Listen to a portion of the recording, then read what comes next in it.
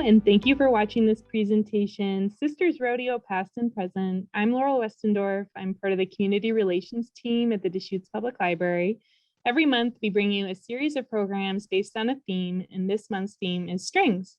Our presenters are Dr. Bonnie Malone and Diane Prescott, with Beverly Clement as tech help, all volunteers with the Three Sisters Historical Society.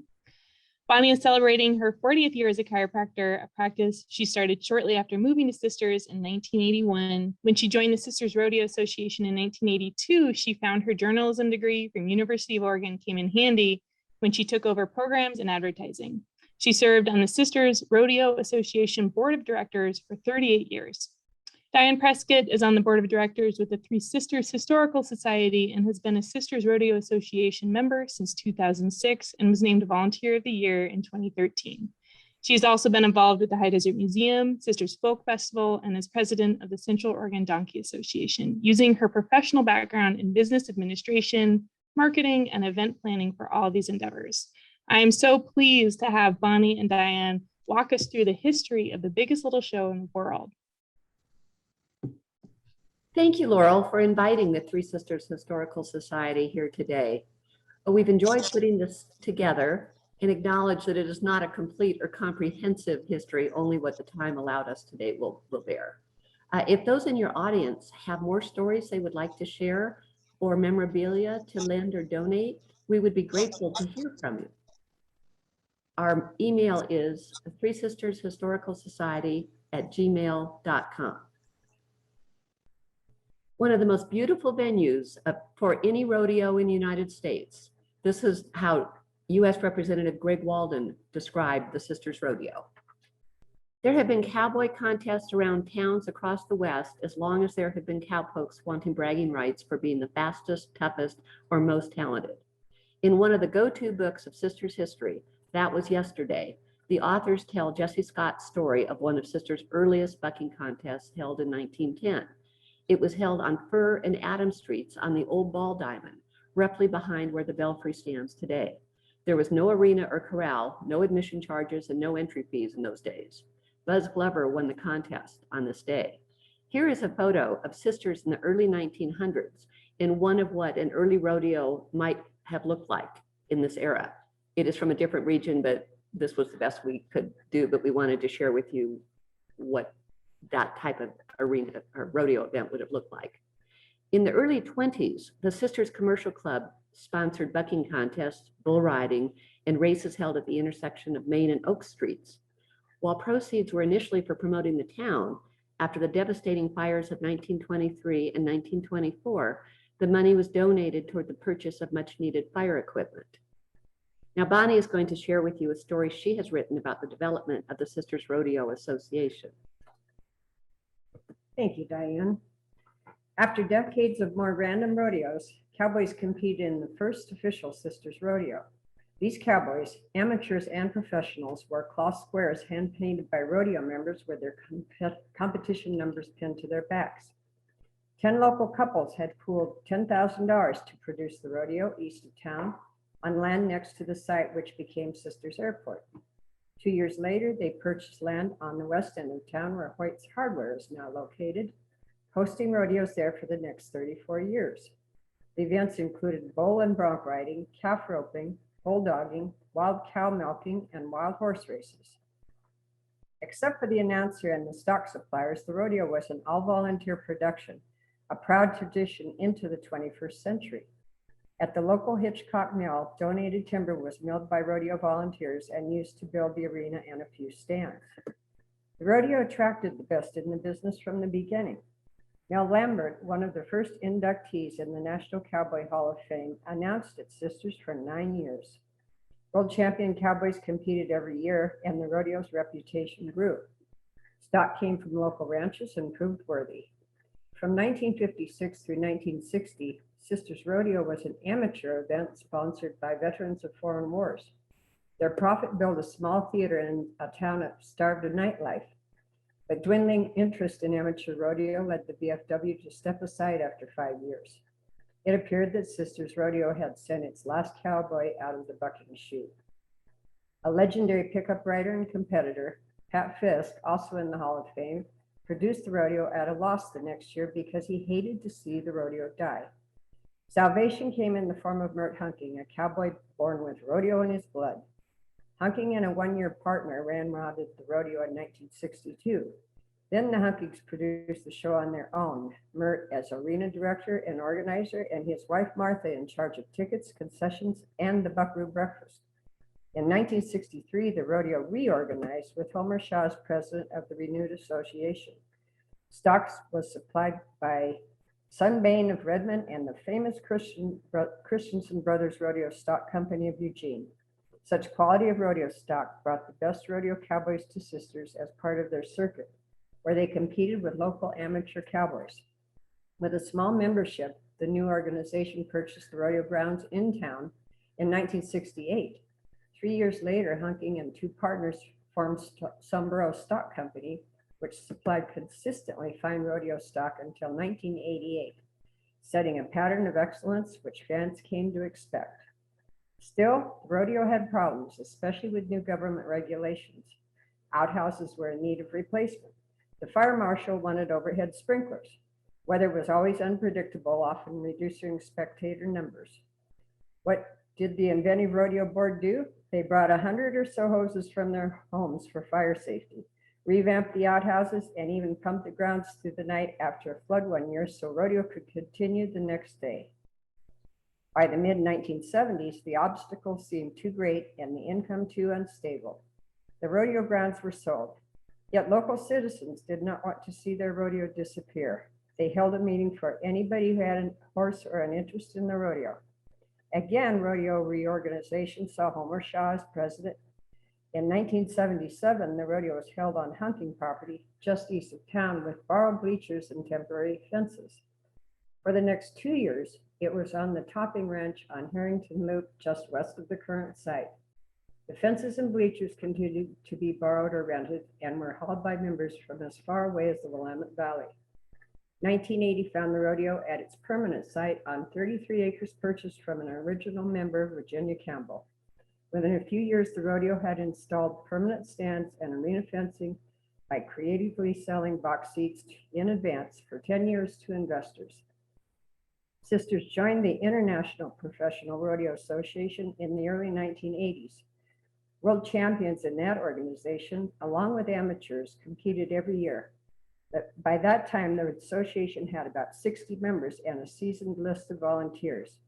In 1988, the association was accepted as a member of the Professional Rodeo Cowboys Association, the big daddy of professional rodeo. It joined St. Paul and Pendleton in this highly sought membership, an indication of the fine reputation Sisters had built through nearly 50 years of quality rodeo. This ended the amateur competitors, but brought great rewards. Sisters Rodeo has maintained its quality of rodeo stock and high purses, guaranteeing that the best in the sport makes Sisters part of their annual schedule. The association has remained a valuable member of Sisters community. How do you become the biggest little show in the world? Well, you've probably heard this moniker attached to the Sisters Rodeo. It was the early large purses in the 40s, on par with the biggest rodeos like Pendleton and Cheyenne, that caused the cowboys to call it the biggest little show in the world, and the name stuck. This caliber of payout brought world-class competitors to the relatively small town of Sisters in the early days. The outstanding talent and quality livestock made for great competition, large audiences, and a great rodeo. Having one of the highest purses in the nation for the second weekend of June on the PRCA circuit, this tradition continues today, along with a well-earned reputation for hospitality, family fun, and scenic beauty. We were honored to have a vice president of Boot Barn visit the Sisters Rodeo in 2019, who described it as a perfect rodeo, not too small and not too big, admiring how we were able to maintain a personal, close to the action feel, but also having the competition, professionalism, and pace of the biggest rodeos in the country. In the early days of Sisters Rodeo, there was a women's free-for-all saddle race around the arena. Founder Carl Campbell's wife, Virginia, entered only 1 year, but took home first prize. Many years later, she became endeared to rodeo crowds again, this time for selling the acreage on Highway 20 to the Rodeo Association that has been their home since 1980. The ladies were also known to ride some bucking animals, as Tosta shows us her dismount form in the center picture here. Kyla Mussel, originally from Chilliwack, British Columbia, is preparing here for her saddle bronc ride at the 2010 Sisters Rodeo, a return engagement after competing in the 2003 rodeo here too. The only woman to compete with men in the PRCA since the 1940s, she won her first rodeo in our own backyard, Prineville, in 2002. She was also the first woman to qualify in saddle broncs at the Indian National Finals Rodeo in Las Vegas, Nevada. Ian Tyson wrote a song about her called Saddle Bronc Girl, and it is worth a listen. She's also been featured on Reba McEntire's music video, I'm Gonna Take That Mountain. One of the most popular events in rodeo has long been women's barrel racing, sanctioned since 1948 by the Women's Pro Rodeo Association. Beginning in 2022, Sisters Rodeo will also have women competing in breakaway roping, one of the newest and hottest events in the sport of rodeo. By the 1950s and 60s, the early booms to Sisters country of sheep and cattle ranching, logging, and milling lumber were winding down. The population of Sisters was at an all-time modern era low of 516 people by 1970. Hard for us to imagine today. Black Butte Ranch, 7 miles north of town, was in the early stages of development, being transformed from a working cattle ranch to a destination resort by Brooks Resources, a division of Brooks Scanlon. Quiet living was the concept of the ranch. There would be no retail complex as it was not intended to be commercial. That presented a challenge as the residents would need a place to shop. Sisters was the answer, but the town was not attractive and didn't offer much. The rodeo was the only event in the sleepy town, and Brooks had been an early sponsor, recognizing what it did for the small town, but the development, if it was to succeed, needed more. A proposal was put forward to offer $5,000 to any existing business or any new construction to help build false storefronts with a Western theme. This would give Sisters a unique image and enhance its attraction. If the theme was maintained for 10 years, the loan would be forgiven. The concept caught on and was so successful, the Sister City Council and planners sanctioned and officially incorporated the Western theme into planning documents in the late 70s. This was just what the city needed to bolster the tourism industry and create a new identity for itself. Many have said the Western theme of Sisters was inspired by the Sisters Rodeo. There are so many events associated with the Sisters Rodeo, but let's start with the Buckaroo Breakfast. The very popular Sunday morning institution goes back to the earliest days. It was then cooked on wood stoves borrowed from the Army and included Ellis Edgington's famous pan-fried bread, buffalo meat, eggs, hotcakes, juice, and of course, cowboy coffee. It has always been a very well-attended and popular event, with crowds in the 1940s reported by the Bulletin of over 1,000 hungry diners matching the large numbers served today. For almost 4 decades now, it has been run by the Sisters Kiwanis as one of their main fundraisers for the many wonderful community services and charitable gifts this organization provides. They do it all: prep, set up, cook, serve, and clean up. Not a small undertaking, and all done by volunteers. In the early days of the rodeo parade, it was all comers. Families would decide even that very morning to go and participate in the parade, saddle up their horses and ride into town or create floats or whatever they wanted to do. And it was not an organized event, but it was sure a lot of fun. There are participants from all over the region, sometimes even the valley and beyond. Likewise, the guests that come to watch and enjoy this Saturday morning tradition come from all over, but it is the locals' favorite too. Leading out with the American flag, it begins with a contingent from the Sisters Rodeo Association, including the Queen, Board of Directors, the rodeo's entertainment act for the year, and association members, often on horseback. Then along comes an incredibly creative and colorful assortment of entrants: marching bands, horse-drawn carriages, car clubs, assorted animals, including corgis, donkeys, llamas, alpaca, goats, etc., drill teams, dance clubs, horseback riding groups, and beaver and duck contingents, judiciously separated by the parade planners. By the time it is over, ODOT only allows Highway 20 to be closed for an hour, so the schedule is strict. There are lots of hungry people and shoppers happy that the stores and restaurants in town are open. Sisters' first rodeo queen and her court were inaugurated at the Queen's Ball held on Friday night in 1941. The crowd danced to Jim Lawson and his Lumberjacks, a well-known orchestra from Eugene. The following night was a buckaroo dance featuring old-time music. This tradition continued for decades, with these events usually held in the Sisters School Gymnasium, which is the back half of the school building you're looking at in this picture.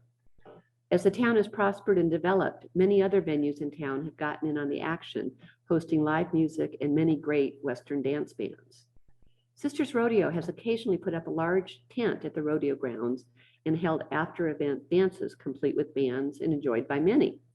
With the addition of the new former Cloverdale Fire Hall building at the rodeo grounds, dances and bands may be coming back. There is no shortage of Western entertainment during rodeo week, so all are encouraged to dust off their dancing boots and come out and have some fun. The first rodeo queen was Mary Saxton, and her court consisted of several princesses, one of whom, Edna Damaris, became queen the following year. We believe the youngest queen was 10-year-old Terry Hunking in 1961.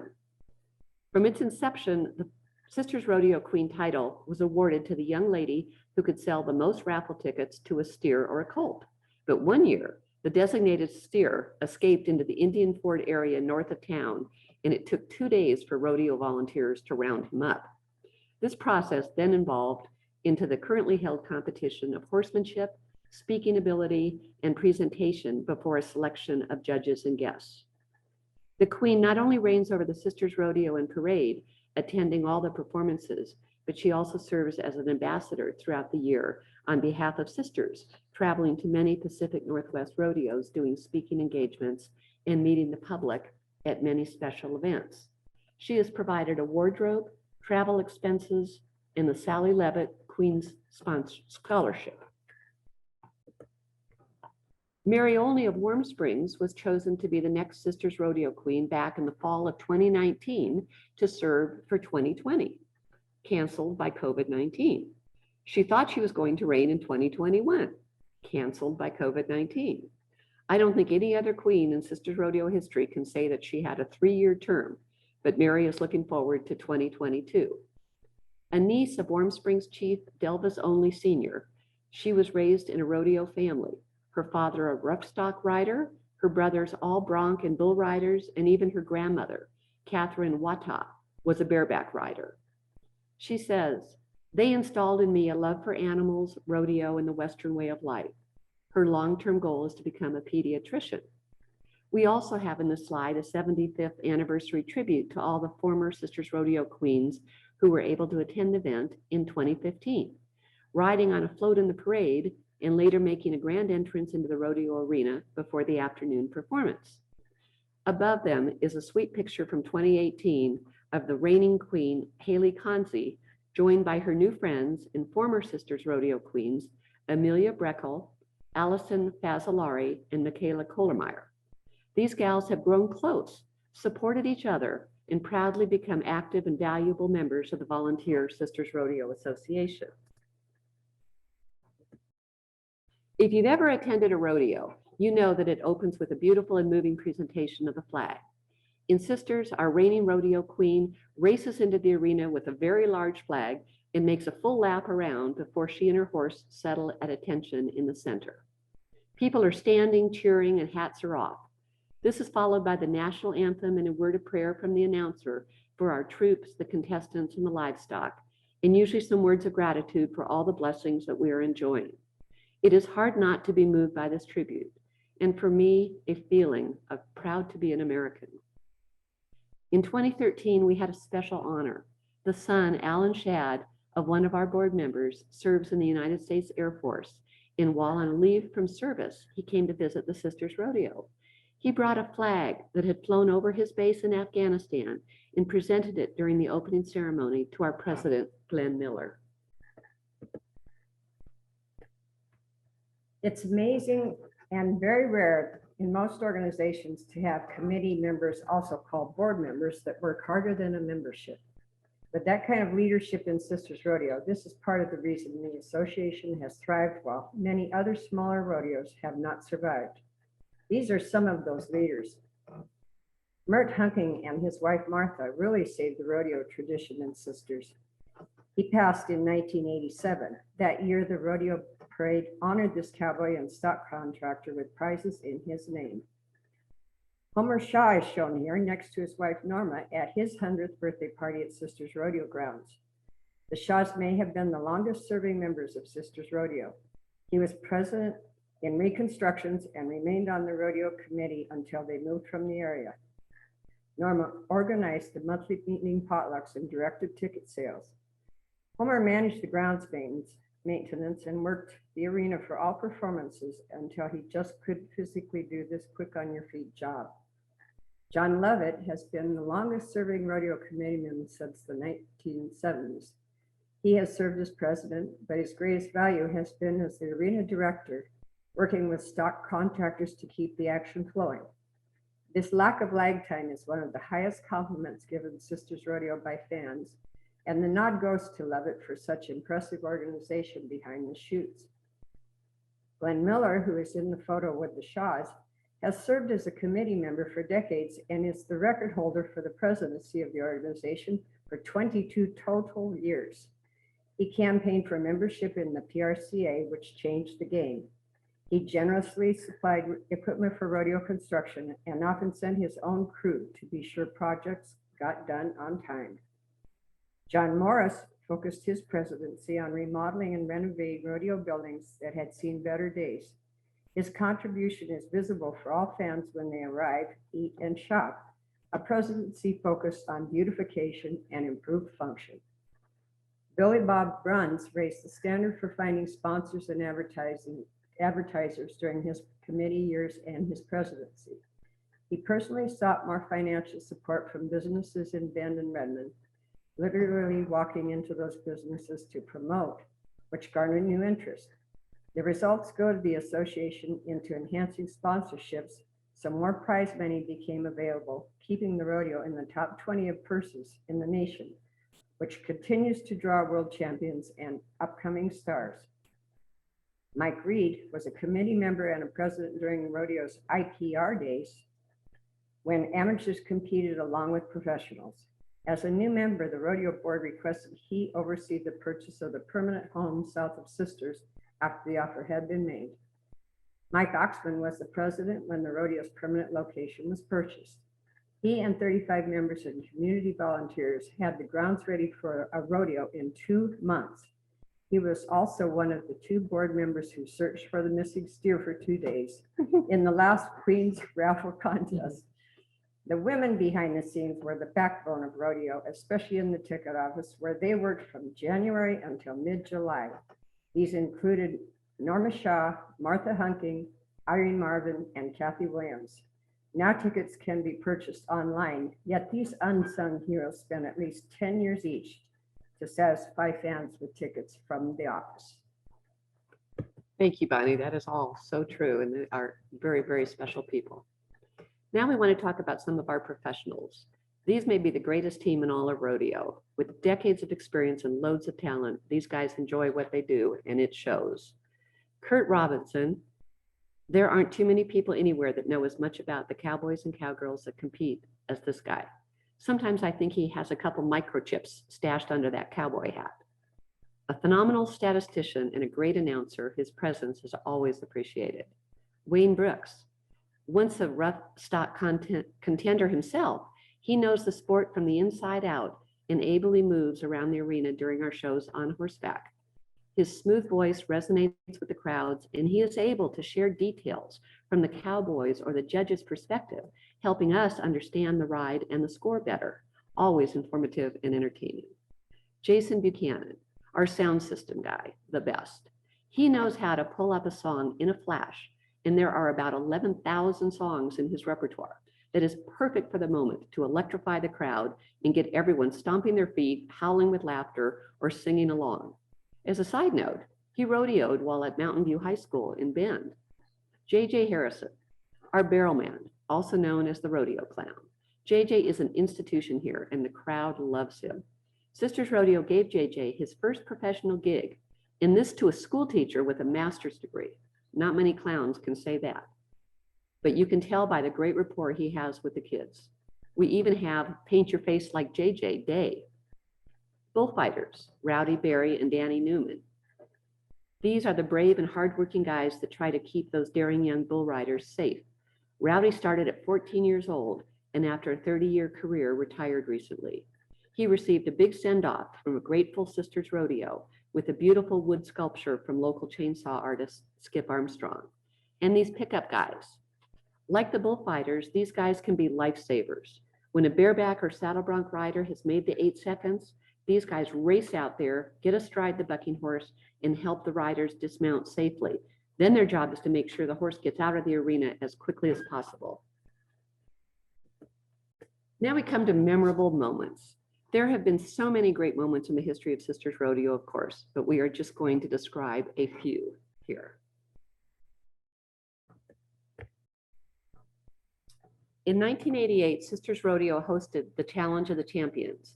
It was the meeting of Red Rock, the 1987 world champion bucking bull of the year, who had just retired undefeated after a remarkable career of 309 rides, and Lane Frost, the 24-year-old world champion bull rider, recently crowned at the National Finals Rodeo in 1987, after being denied that title in 1985 and 1986 by who else but Red Rock bucking him off. Not hard to understand how this event got its name. Bonnie was there, so I'm going to let her describe the ride. Thank you, Diane. Yeah, that was an unbelievable event to see. When the chute opened, bull and rider came flying out of the gate as the 800-pound bull leaped straight up over 5 feet in the air, Rodeo's answer to Baryshnikov. Red Rock hit the ground in a dizzying spin and a twisting, bucking fury, changing direction faster than the second hand of a time clock. Lane stuck to him like cheese on a cheeseburger. 8 seconds later, the cowboy found air and it was over. The perfect bull ride. Fans in the stands were shocked in shocked silence for several seconds before an explosion of stomping boots and cheers. Judges had a hard time scoring this one. No one had ever received 100 points, but this was close enough for them to give it 99 plus. 5,500 fans will be telling their grandkids they were there to see it. Awesome. Both rider and bull are now in the Pro Rodeo Hall of Fame. The 1995 poster shown here is a tribute to them and has been the all-time bestseller and is still available. It is interesting that early in his life, Red Rock was owned by Mert Hunking of Sisters Rodeo fame and lived here in Sisters at the Hunkings Ranch. In 2006, we got a phone call, which I recognized as the area code for New York City. So of course I returned that call. As a result of that, we were visited by Andy Kindler from The Late Show with David Letterman. And they spent on nearly a week filming and doing comedy acts about Sisters Rodeo. The Late Show usually does these local events at about 3 minutes, but they were so much fun and so much material that the rodeo segment extended for almost 6 minutes.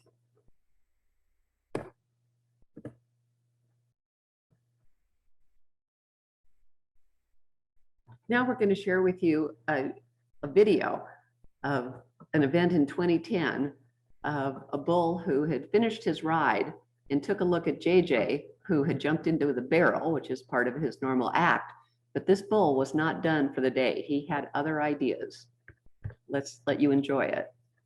All right, JJ, here's your chance. Go get him.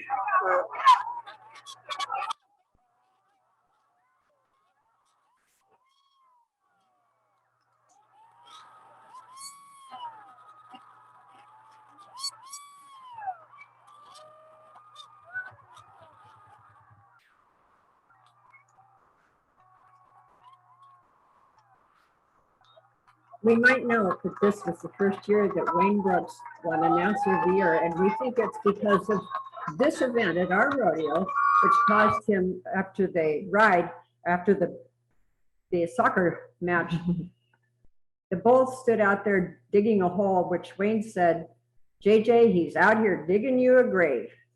JJ also got a phone call from the Ellen show to appear on that and show that performance, but he was working and he couldn't go.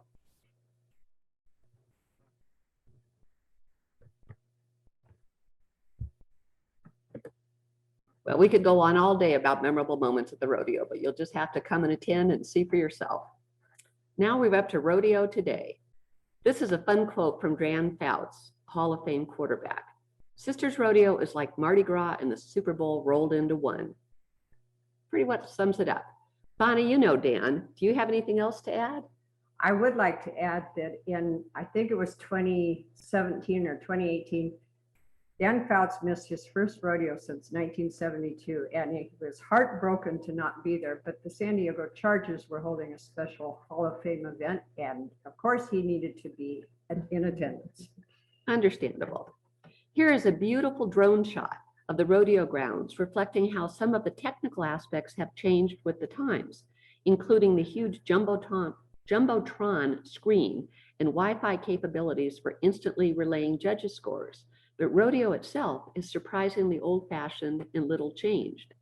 Great competition, happy crowds, good food and drink, fun and unpredictable weather were there in the sporties, and they will be back in 2022.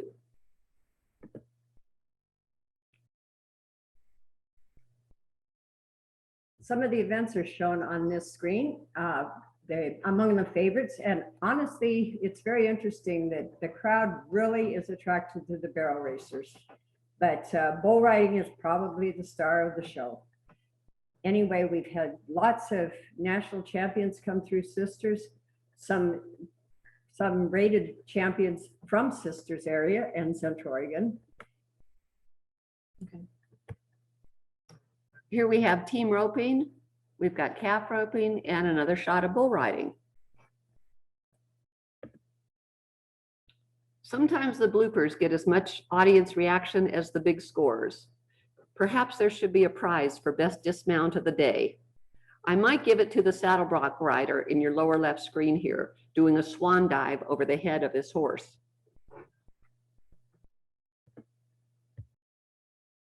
Mary Olney, 2022 Sisters Rodeo Queen, describes the feeling.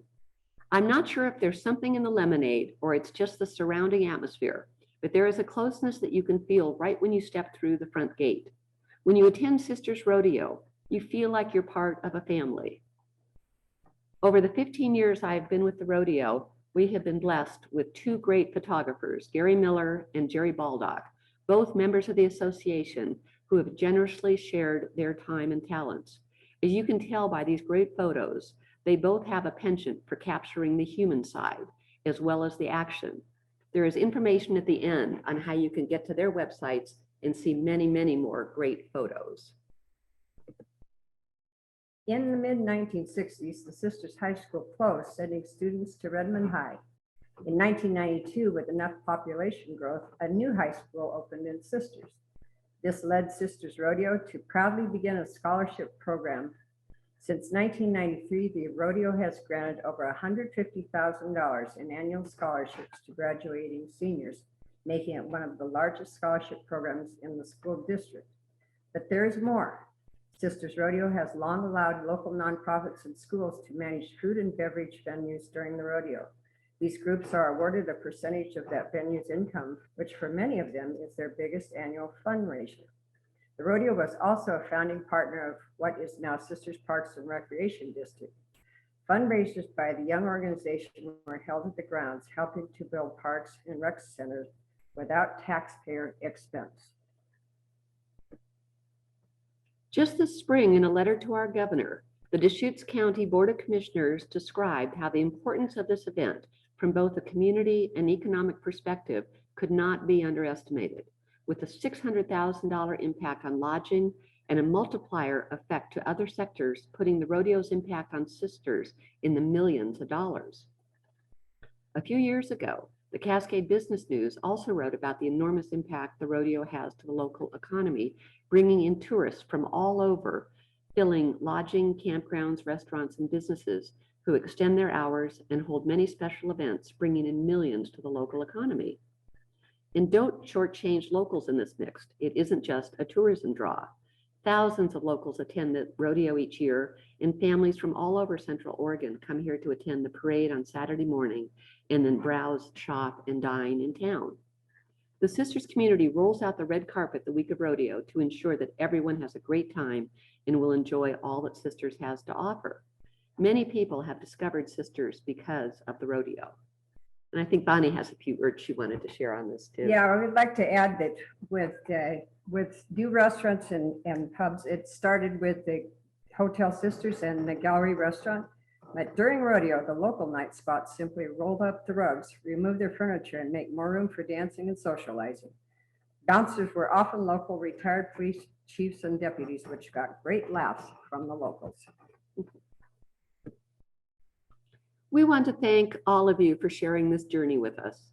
The Three Sisters Historical Society operates the Sisters Museum, which is closed at the moment as we are moving into a new location in the historic Maida Bailey Old Library building at 151 North Spruce Street in Sisters.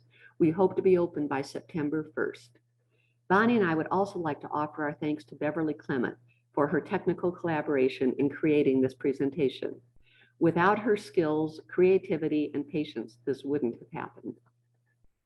Diane and Bonnie, it was a great pleasure to have you and hear about this local treasure of an event and see just a few of the many wonderful photos you have of this wonderful event.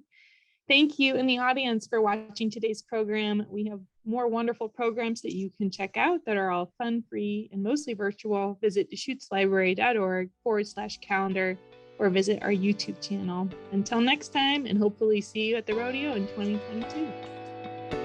Thank you.